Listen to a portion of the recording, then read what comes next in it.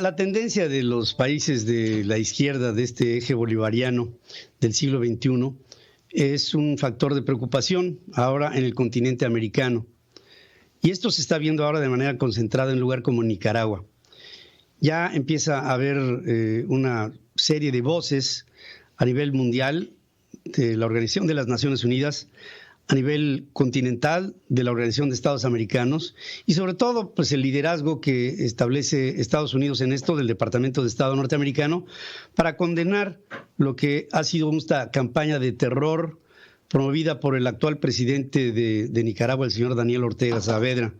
Como presidente, el hombre está restringiendo las libertades de líderes opositores que son los que podrían competir con él o contra él en las próximas elecciones del 7 de noviembre.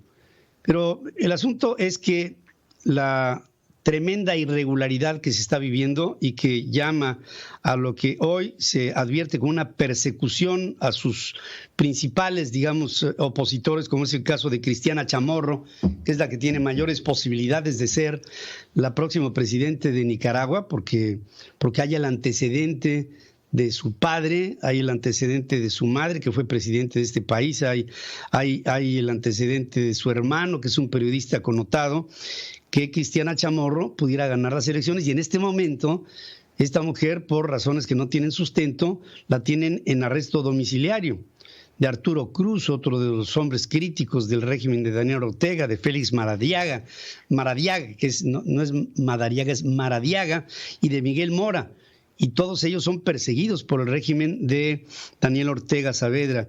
Y asegura el Departamento de Estado norteamericano que estará llevando a cabo acciones diplomáticas y también recursos económicos para hacer que el gobierno de Daniel Ortega deje esta medida constante de represión a los que son las propuestas diferentes a la de él. Bueno, la esposa de Daniel Ortega es vicepresidente de ese país.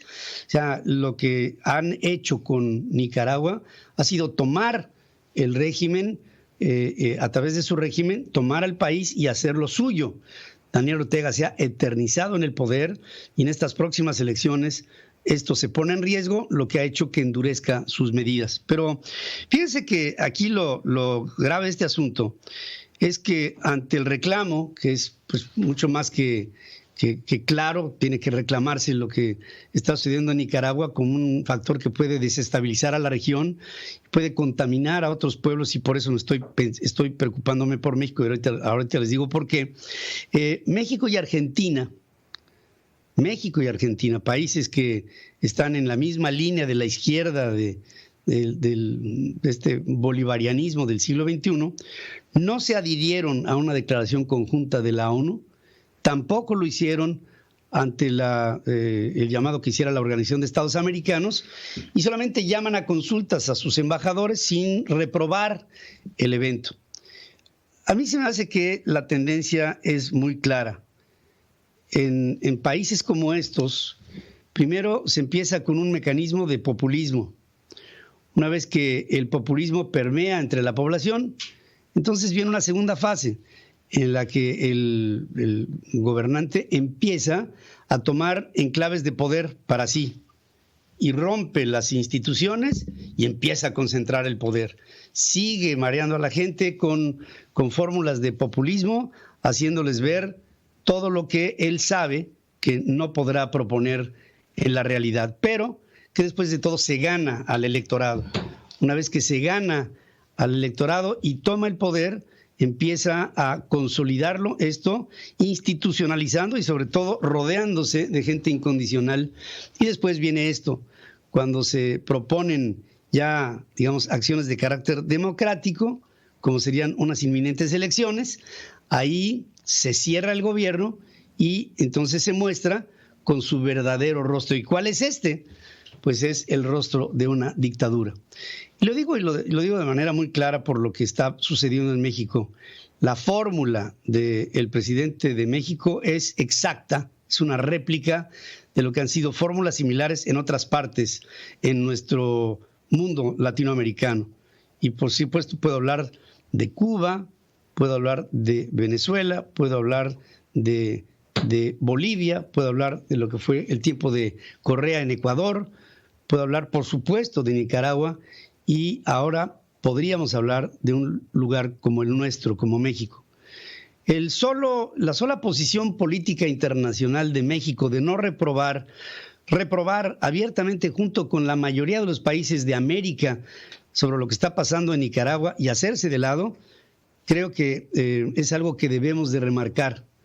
El presidente de México, desde mi punto de vista como ciudadano y como mexicano, no tendría por qué cuestionar a lo que la Organización de las Naciones Unidas está promoviendo, o la Organización Continental de Estados Americanos, o la propia del Departamento de Estado norteamericano. Y tendríamos que estar en la misma línea que lo que es esta cadena de países que reprueban las acciones de Daniel Ortega.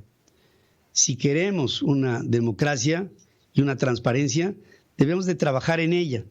Y en el caso de algo tan cerca dentro de los países del área como es Nicaragua para México, creo que el gobierno de México se equivoca. Yo como ciudadano repruebo el que no nos hayamos adherido a esta serie de iniciativas que condenan lo que sucede en Nicaragua, porque se acercarán las elecciones y el 7 de noviembre podría haber en Nicaragua una asonada que hiciera lo mismo que sucedió en Bielorrusia con Lukashenko, en otros esquemas que hemos visto a lo largo de la historia. Tenemos que aprender de ella.